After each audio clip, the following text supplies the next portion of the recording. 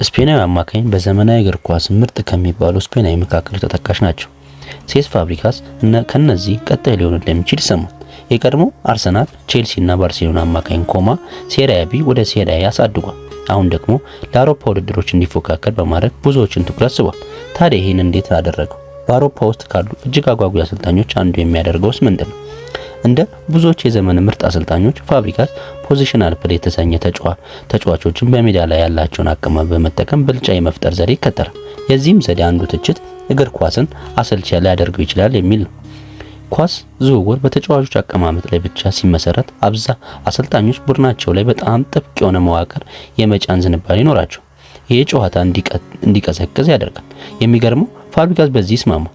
2023 ላይ እንዲህ ብሎ ነበር። ፖዚሽናል ፕሌይ ማለት ሁልጊዜ በተነገረው ቦታ ላይ ብቻ መቆም ማለት ነው ብለን በማሰባችን ስህተት እየሰራን ይመስለኛል ብሎ ተናግሮ ነበር።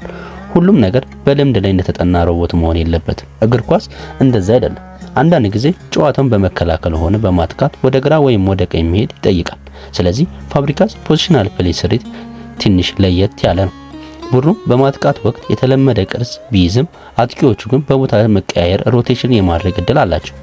እርግጥ ነው የተወሰኑ ተጫዋቾች እንቅስቃሴ የተገደበ ነው። ነገር ግን የፊት መስመር ተጫዋቾች በነፃነት የመንቀሳቀስ መብት አላቸው። በጠባብ ቦታ ላይ ተቀራርበው መጫወት ከፈለጉም ይችላሉ። መስመር ይዘው መቆየት ከፈለጉ ምርጫቸው ነው። አሁን ላይ ብዙ ቡድኖች ሰው በሰው ፕሌየር ቱ ፕሌየር ስለሚከላከሉ እንዲህ ያሉ የቦታ ቅያሮች የኮማ ተጫዋቾችን ለመቆጣጠር አስቸጋሪ ያደርጋቸዋል። ይሄን ክፍተት በቦታቸውን ይፈጥራል። ኒኮ ፌዝ የዚህ ነፃ ተጠቃሚ በመሆን በቡድኑ ውስጥ ደማቅ አፈጻጸም እያሳየ ይገኛል።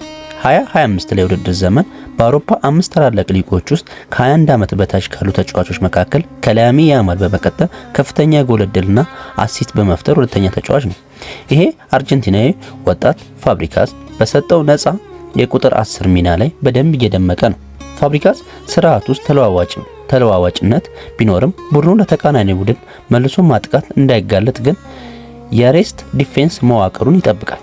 አንዳንድ ጊዜ ይህን ጠንቃቃ አካሄድ ሲከተል የፊት አጥቂዎች ወደ ኋላ ወርደው እንዲያግዙ ወይም መሃል ሜዳ ላይ ለማጠናከር ሲባል በአንድ በኩል ያሉ የመስመር ማጥቃት መስዋዕትነት ሊሆን ይችላል። በቅርብ ደግሞ ፋብሪጋስ ጁቬንቱስ እና ላዚዮ ካሉ ትልልቅ ቡድኖች ጋር ሲጫወት የመከላከል መስመሩን ከ4 ወደ 5 በመቀየር ውጤታማነትን አሳይቷል። ኳስ በእጃቸው በማይሆንበት ጊዜ ኮማ በጣሊያኑ ውስጥ ካሉ እጅግ የተደራጁ ቡድኖች አንዱ ነው። ኳስ ተቃራኒ ሜዳ ላይ ቀምቶ ለመጫወት ይጥራሉ። 25-26 የውድድር ዘመን ፓስ ፐር ዲፌንስ አክሽን ባለው የፕሬሲንግ ስታቲስቲካል ሴሪያ እየመሩ ነው። ይሄ የሚያደርገው የመሃል ሜዳ በማጥበብ ተቃራኒ ቡድን ወደ መስመር እንዲወጣ በማስገደድ ነው። እዚያም የክንፍ ተጫዋቾች በመስመር ተከላካዮች በመታገዝ ከፍተኛ ጫና ይፈጥራሉ። ፋብሪጋስ እንደ ተቃራኒ ቡድን ደካማ ጎን የፕሬሲንግ ስልት የመቀያየር ተለዋዋጭነት አለው። ይህም አካሄድ ኮማ ጨዋታውን እንዲቆጣጠር ተቃራኒ ቡድኖች መልሶ ማጥቃት ሳይጀምሩ እንዲያቋርጡ ይረዳቸዋል። ኳስ ቢቀሙ ውጤታማ በሆነ መንገድ ይጠቀሙበታል። ይሄ በሊጉ ኳስ ቀምቶ ወደ ሙከራ በመቀየር አራተኛ ደረጃ ላይ እንዲቀመጡ አድርጓቸዋል። እንግሊዘኛ፣ ፈረንሳይኛ፣ ጣሊያንኛና በእርግጥም ስፓኒሽ ቋንቋ አቀላጥፎ ይናገራል። ይሄ ለአንድ እግር ኳስ አሰልጣኝ ምናልባት ዝቅ ተደርጎ የሚታይ ግን በጣም አስፈላጊ ችሎታ ነው።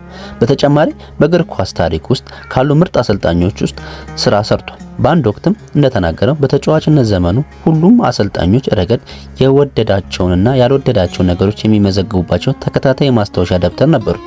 ለዚህም ዘርፍ ራሱን ሲያዘጋጅ ረጅም ጊዜ እንደቆየ ግልጽ ነው።